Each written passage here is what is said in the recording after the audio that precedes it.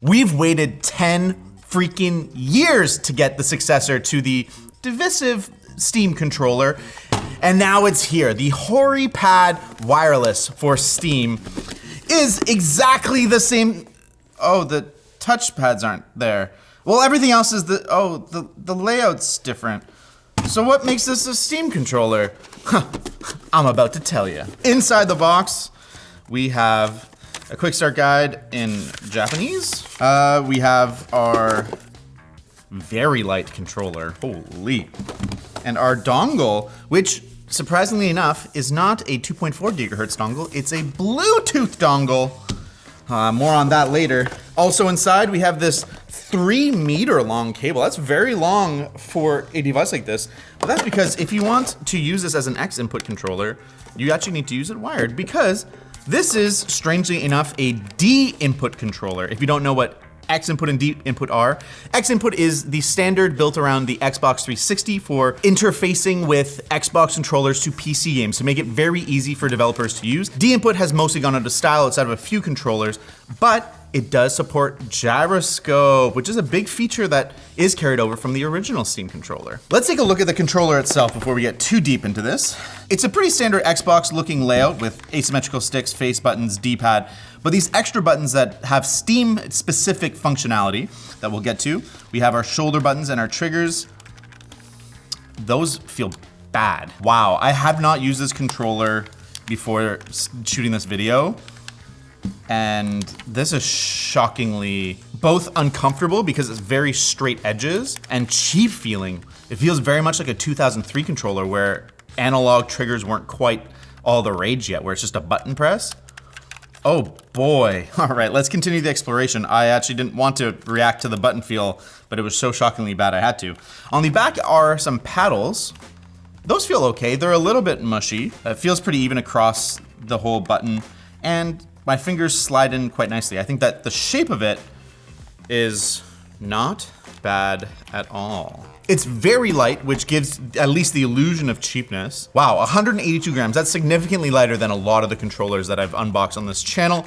And I think it hurts the impression of this controller that there is no rumble. It just feels very cheap in the hand, combined with the really underwhelming triggers, D-pad that is woefully crappy, face buttons that are fine, I guess. I like that they really stick out of the controller, but I also think that they just feel like a mushy mess. Oh, these function buttons really suck. I actually missed 2 programmable buttons here.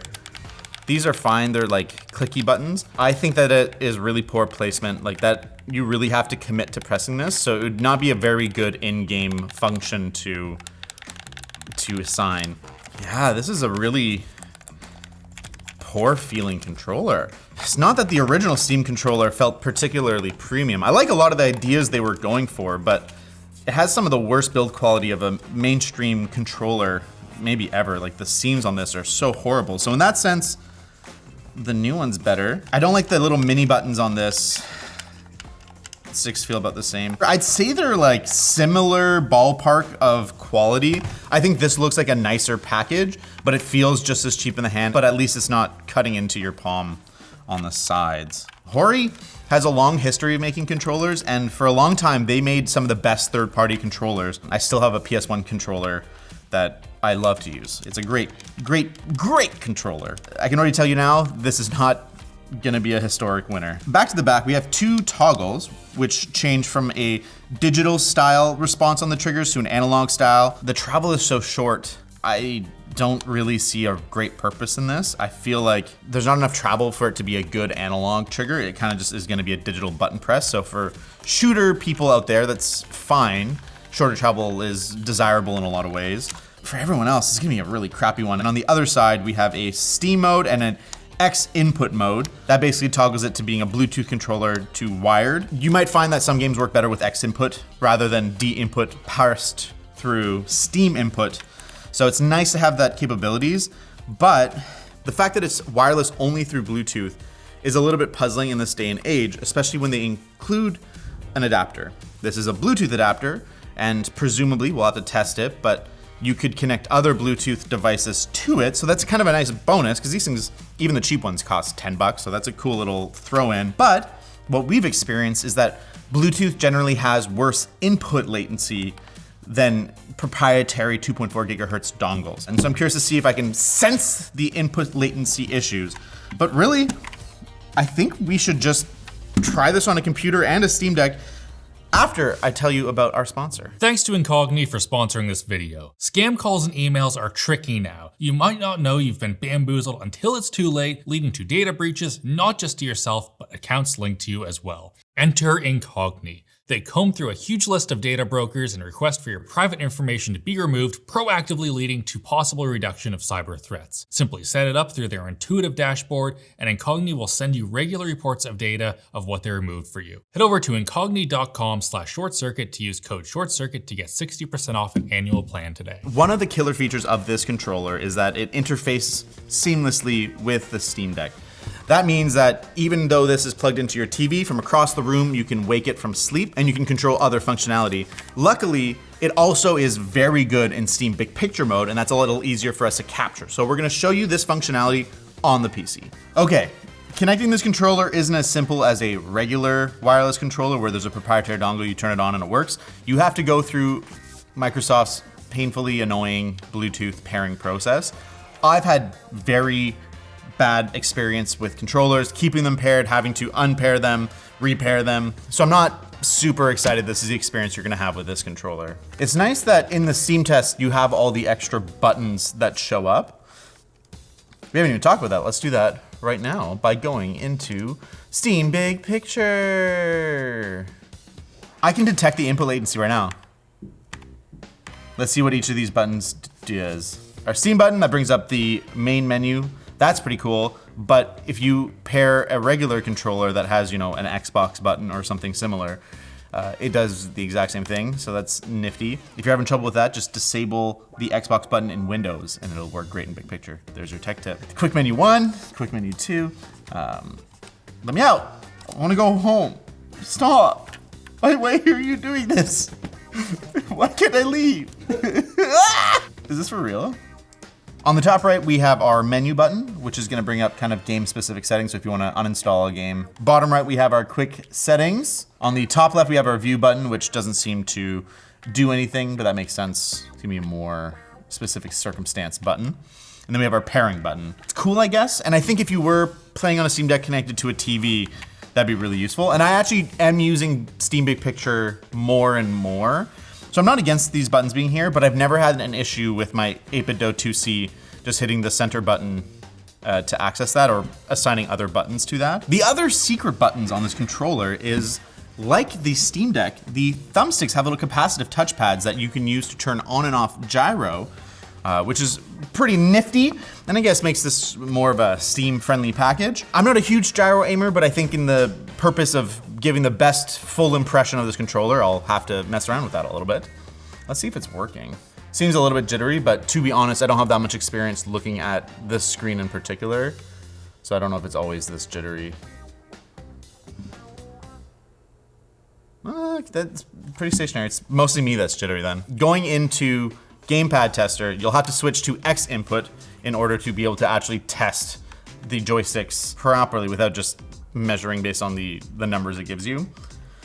Let's test our circularity. Whoa, okay, all right. Not even consistent across the two sticks. So left stick's got an average error of 14.3, right stick's got an average of 19.1. Not the worst I've ever seen, but it is weird that there's almost a 5% difference across the two sticks. You can see the corners are pushed very far beyond the bounds. That's pretty normal on cheap sticks, but it's a little bit underwhelming, I would say. Let's test our vibration. Haha, just kidding, there is none. Why did they skip on vibration? It feels like such a stupid thing to friggin' skimp out on.